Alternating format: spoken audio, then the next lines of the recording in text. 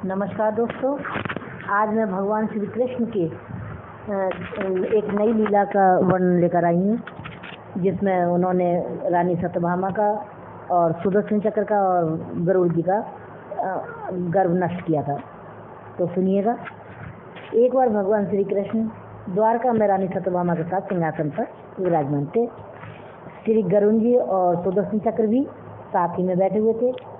तीनों के चेहरों पर दिव्य तेज चमक रहे थे। बातों ही बातों में रानी सत्यभामा ने श्री कृष्ण से पूछा कि हे प्रभु, आपने त्रेता युग में राम के रूप में अवतार लिया था और उस समय आपकी सीता ये आपकी पत्नी थी, तो आप ये बताइए कि क्या वो मुझसे अधिक सुंदर थी? भगवान श्री कृष्ण समझ गए कि सत्यभामा को रूप का अहंकार हो गया है। भगवान ने ऊपर से नाम में सिर हिला दिया। तभी गरुड़ ने कहा कि हे प्रभु, इस दुनिया में मुझसे भी ज़्यादा तेज गति से कोई उड़ सकता है? भगवान मुस्कुराए और बिना बोले ही नाम में सिर हिला दिया। अब तो सुदर्शन चक्र से भी रहा नहीं गया और वो भी कह उठा कि हे भगवान, मैंने आपको बड़े बड़े युद्धों में विजय से दिलवाई है, क्या इस संसार में मुझसे भी ज़्यादा कोई शक्तिशाली है? भगवान मन ही मन मुस्कुराए और ऊपर से सिर हिला दिया। वो जान गए कि अब उनके तीनों भक्तों का अहंकार नष्ट होने का समय आ गया है। कुछ सोचकर भगवान ने कहा कि हे गरुड़, आप आज ऐसा करिए, आज हनुमान जी के पास जाइए और उनसे कहिए कि भगवान राम माता सीता के साथ उनकी प्रतीक्षा कर रहे हैं। गरुड़ भगवान की आज्ञा लेकर श्री हनुमान जी को लेने के लिए चले गए। उधर श्री कृष्ण ने सत्यभामा से कहा कि देवी, आप सीता के रूप में तैयार हो जाइए और स्वयं जो है द्वारकाधीश राम जी का रूप धारण करके बैठ गए। भगवान ने सुदर्शन चक्र को आज्ञा दी और कहा कि तुम महल के प्रवेश द्वार पर पहरा दो और ध्यान रहे कि मेरी आज्ञा के बिना कोई भी महल में प्रवेश ना कर सके। भगवान की आज्ञा पाकर सुदर्शन चक्र महल के प्रवेश द्वार पर तैनात हो गए और उधर गरुड़ पहुँचे हनुमान जी के पास।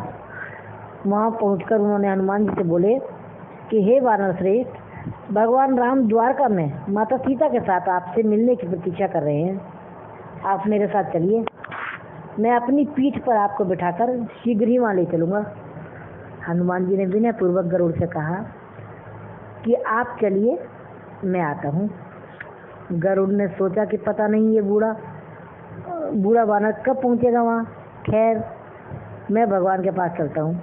ये सोचकर गरुड़ शीघ्रता से द्वारका की ओर उड़ चला। महल में पहुंचकर देखता क्या है कि हनुमान जी पहले से ही भगवान के सामने बैठे हैं। अब गरुड़ का तो सिर लज्जा से झुक गया और मन ही मन अपनी धृष्टता के लिए भगवान से क्षमा मांगी। हनुमान जी को भी मन में प्रणाम किया। तब श्री राम ने हनुमान जी से कहा कि हे पवन पुत्र, तुम बिना आज्ञा के महल में कैसे प्रवेश कर पाए? क्या तुम्हें प्रवेश द्वार पर किसी ने नहीं रोका? हनुमान जी ने हाथ जोड़कर सिर झुकाकर अपने मुंह से सुदर्शन चक्र निकालकर प्रभु के सामने रख दिया। प्रभु, इसने मुझे आपसे मिलने से रोका था, इसलिए इसे मैं मुंह में दबाकर आपसे मिलने चला आया। भगवान मुस्कुराए। फिर हनुमान जी ने हाथ जोड़कर कहा कि हे प्रभु, आज आपने माता सीता के स्थान पर किस दासी को इतना सम्मान दे रखा है कि वो आपके साथ सिंहासन पर विराजमान है? अब तो रानी सत्यभामा के अहंकार भंग होने की बारी थी। उन्हें जो अपनी सुंदरता का इतना अहंकार था, पल भर में चूर चूर हो गया। एक ही बार में सत्यभामा और सुदर्शन चक्र और गरुड़ का तीनों का गर्व दूर हो गया। वो भगवान की लीला को समझ गए। तीनों की आंखों से झरझर आंसू बहने लगे और भगवान के चरणों में झुक गए। अद्भुत लीला है। भगवान के अपने भक्तों का अहंकार अपने भक्तों के द्वारा ही दूर करते हैं। धन्यवाद, नमस्कार। फिर आऊँगी मैं भगवान की नई लीला की घटना लेकर। अब आज्ञा दीजिए। नमस्कार।